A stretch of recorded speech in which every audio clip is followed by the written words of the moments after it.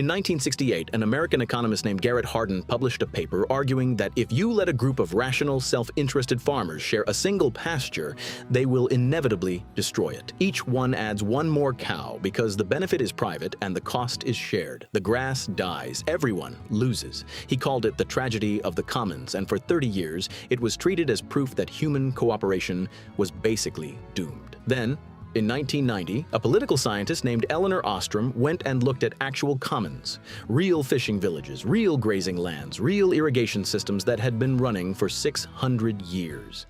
And she found that humans had quietly solved the problem Hardin said was unsolvable in dozens of cultures on every continent without any economist's permission.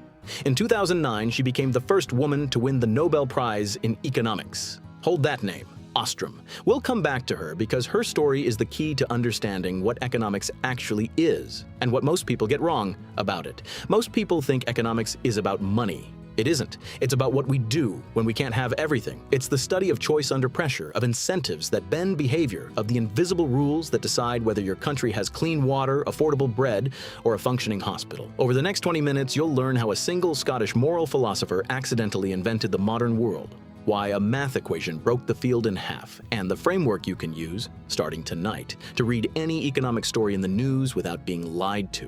An economics degree takes 4 years and around $160,000. This takes 20 minutes. Welcome to Skip the Degree. Here's the first thing they don't tell you on day one. Economics is not a science of money. Money is just the scoreboard. The actual game is scarcity, and scarcity is not a problem economics solves. It's the condition economics begins from. Picture a Tuesday afternoon, you have 3 hours, 20 euros, and a vague sense of guilt. You could go to the gym, you could see a friend, you could finish that report, you could nap. You will do exactly one of these things. The other 3 are gone. Forever, not delayed, gone. Economists have a name for the value of the best thing you didn't do. They call it opportunity cost, and once you see it, you cannot unsee it. The cost of your nap is not 0 euros. The cost of your nap is the friend you didn't see. This is the first foundational idea, and it sounds almost insultingly simple until you realize that entire countries fail to grasp it. When a government spends $90 billion on a fighter jet program, the cost is not $90 billion. The cost is every school, every hospital, every train line that $90 billion would have built instead. Every choice is a funeral for the choices you didn't make. Economists are the ones holding the funeral. Now, the second idea, and this one, is where economics actually starts to feel like dark magic. In 1776, a Scottish professor named Adam Smith published a book called The Wealth of Nations. He was watching Glasgow at the dawn of the industrial age, and he noticed something genuinely strange. Bread arrived in the city every morning. Beef, beer, candles. Nobody had organized this. There was no ministry of bread. There was no central planner waking up at 4 in the morning to make sure Mrs. McGregor's bakery had flour, and yet the bread was always there. Smith's answer was that nobody was making bread for Mrs. McGregor. The baker was making bread for himself. The farmer was growing wheat for himself. The miller was grinding flour for himself. Each one chasing his own interest with no concern for the city as a whole was somehow feeding the entire city. He called the mechanism that did this an invisible hand. It's the most famous metaphor in economics, and it is constantly misquoted. What Smith actually said was narrower and stranger than the cartoon version. He said that under specific conditions, competition, information, property rights, no fraud, selfish individual behavior can produce collective benefit under specific conditions. That phrase is doing a lot of work, and the next 200 years of economics is essentially an argument about which conditions, how often they hold, and what to do when they don't. The cartoon version of Smith says markets are magic. The actual Smith said markets are useful. There's a reason your butcher gives you good meat, and it isn't love. Third foundational idea, marginal thinking. The reason your last slice of pizza is the worst slice of pizza. For most of human history, philosophers and theologians wrestled with a paradox. Water keeps you alive. Diamonds are useless. So why are diamonds expensive and water nearly free? They couldn't crack it, and the question sat there mocking them for centuries. Then, in the 1870s, 3 economists in 3 different countries, Jevons in England, Menger in Austria, Walras in Switzerland, independently figured out the same answer in the same decade, which is one of the weirder coincidences in intellectual history. And we'll come back to it. The answer is that nobody is ever choosing between all the water in the world and all the diamonds in the world. You're choosing between one more glass of water and one more diamond. And by the time you're considering that next glass, you've already had plenty. The value of the next unit, the marginal unit, is what determines the price. You don't pay for what something is, you pay for what one more of it would do for you right now. This sounds like a small technical adjustment. It is not. It is the moment economics turned from moral philosophy into something with the gears of mathematics inside it. Once you accept that decisions happen at the margin, you can model them, you can graph them, you can predict them. You can also, as we'll see, get them spectacularly wrong. 3 ideas. Opportunity cost, invisible hand under specific conditions, marginal thinking. Hold them, because now we go to the part of the story where economics broke its own rules and discovered in the wreckage what it actually is. The first big break came in October 1929. The American stock market collapsed. Within 4 years, a quarter of the United States workforce was unemployed. Soup lines stretched around blocks in Chicago, Berlin, Liverpool, and the dominant economic theory of the day, classical economics, had a clear prediction about what should happen next. Wages would fall, prices would fall, workers would get rehired at lower rates, markets would clear, equilibrium would return. Roughly 9 months, give or take. 4 years in, none of this had happened. The unemployed stayed unemployed. Wages didn't fall enough. Demand didn't return. The world's largest economy was just sitting there, broken, while economists waited for an equilibrium that wasn't coming. A British economist named John Maynard Keynes looked at this and said, essentially, your model is wrong. Keynes argued that economies could get stuck in something he called a liquidity trap, where everyone was so scared that they hoarded cash instead of spending. Less spending meant less demand. Less demand meant fewer jobs. Fewer jobs meant even less spending, a doom loop. And no invisible hand was going to pull anyone out of it because the invisible hand was, at that moment, also unemployed. His solution was heretical. Government had to step in and spend, not because government was wiser than the market, but because somebody had to break the cycle, and households couldn't and businesses wouldn't. Roosevelt's New Deal, the post-war recovery, the welfare state, all built on Keynes's frame. For about 40 years, Keynesian economics ruled the planet. Then it broke too. In the 1970s, something happened that Keynesian models said was impossible. The United States simultaneously had high unemployment and high inflation. The textbook said you got one or the other. You could not get both. They got both. They called it stagflation, which sounds like a disease and was treated like one. A different economist, Milton Friedman, had been arguing for years that Keynes was wrong about the role of money supply. When stagflation hit, Friedman's monetarist framework suddenly made everyone look up. The pendulum swung. Reagan, Thatcher, deregulation, tax cuts, central banks targeting inflation.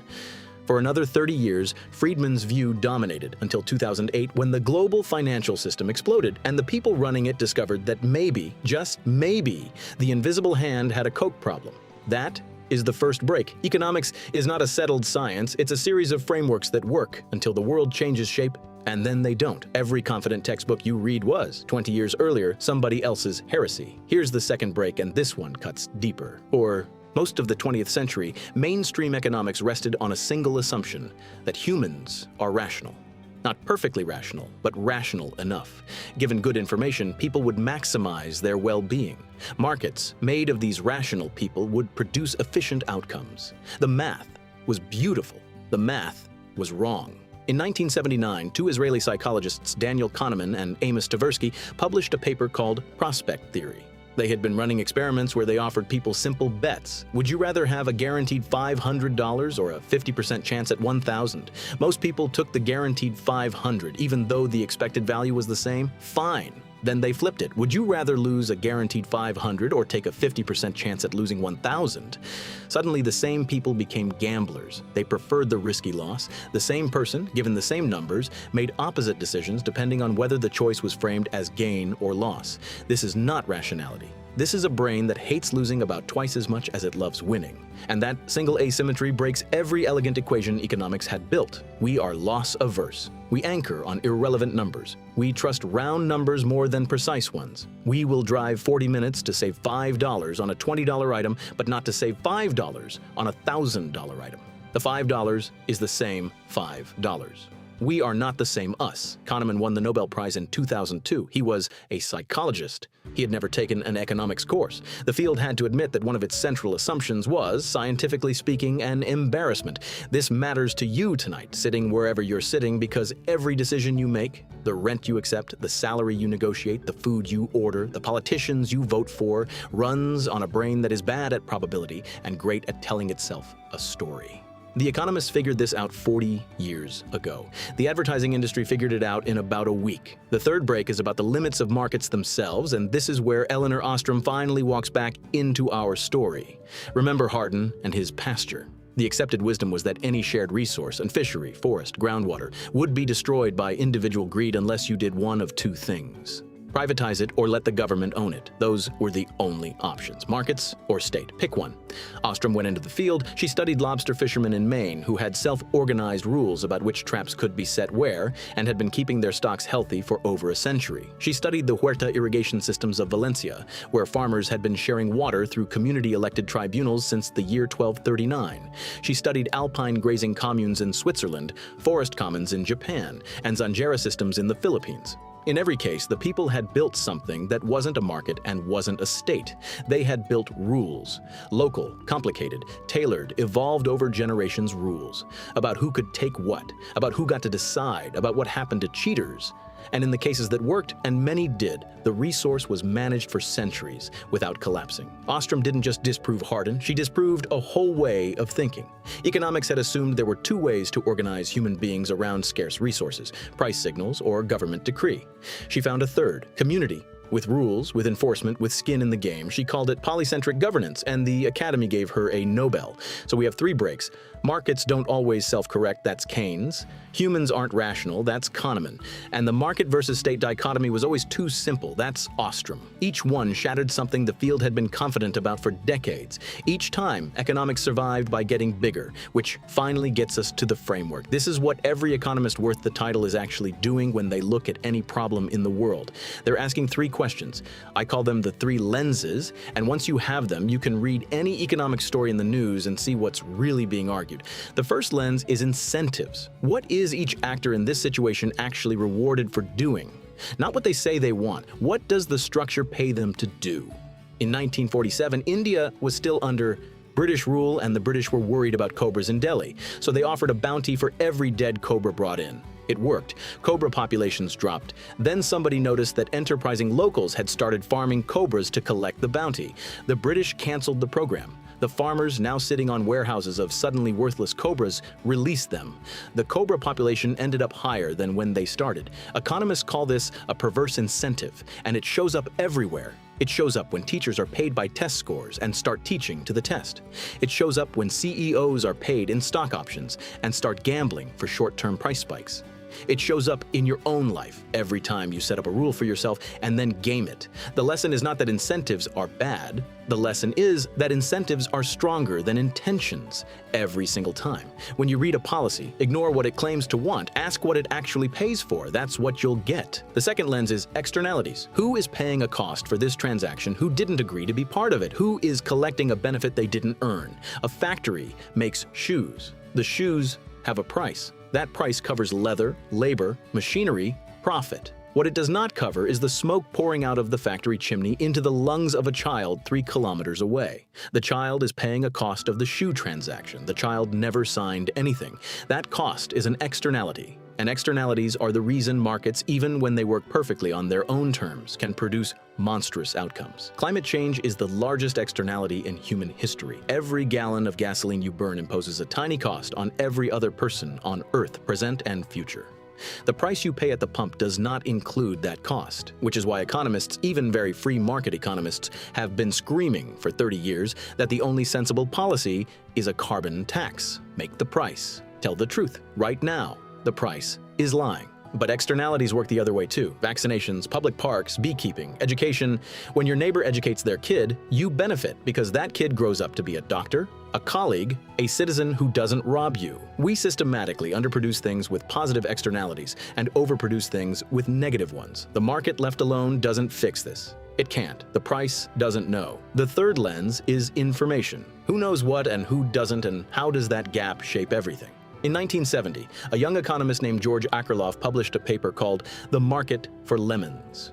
Nobody wanted to publish it. 3 journals rejected it. They thought the topic was too trivial. The topic was used cars. Akerlof's argument was this: when you buy a used car, the seller knows whether it's a lemon. You don't. Because you can't tell, you'll only pay the average price for an average car. which means anyone selling a great car gets less than it's worth and walks away, which means the average quality of cars on the market drops, which means the price you'll pay drops further, which means more good cars walk away. The market collapses not because of greed, but because of an information gap. Akerlof won the Nobel in 2001. The principle, asymmetric information, is now everywhere you look. It's why you don't trust dating apps. It's why insurance is expensive. It's why job interviews exist. It's why your bank account requires 100 passwords. Every time information is unevenly distributed, the entire structure of the transaction warps and markets do strange things or stop working entirely. So that's the framework. 3 lenses: incentives, externalities, information. Whenever a politician proposes a policy, a company explains a price, a friend explains why their startup will work. Run it through the lenses. What incentives does this create? What costs and benefits are being pushed onto people who didn't sign up? Who has the information here and who doesn't? If you can answer those 3 questions about any economic situation, you are doing what most economics graduates struggle to do after 4 years. You are thinking like an economist. And here's why this matters tonight, and not in some distant theoretical way. The salary you're about to negotiate is an information game. Your employer knows the budget, you don't. The food delivery app you use is an externality machine. The price doesn't include the courier's pension or the road wear or your own dopamine collapse. The streaming service you subscribe to is a marginal calculation. You watched it twice last month. Your real cost per hour is now €8. The phone in your hand was made under labor conditions that exist precisely because somebody, somewhere, calculated that the externality of your guilt was small enough to ignore. This is what Adam Smith was watching in 1776. This is what Keynes was trying to fix in 1936. This is what Ostrom proved in 1990. The economy is not a separate thing happening over there in suits and skyscrapers. It is the running total of every choice every human is making right now, including yours, including this one. The one where you decided to spend 20 minutes of your life watching this instead of doing literally anything else. You now understand opportunity cost, the invisible hand and its conditions, marginal thinking, and the 3 lenses of incentives, externalities, and information. That's 4 years of an economics degree, the foundations they spend semesters on, the breaks the field had to survive, and the framework professionals actually use. In 20 minutes. Skip the degree. Economics, in the end, is not the study of money. It's the study of what happens when there isn't enough of something. Time, food, attention, love.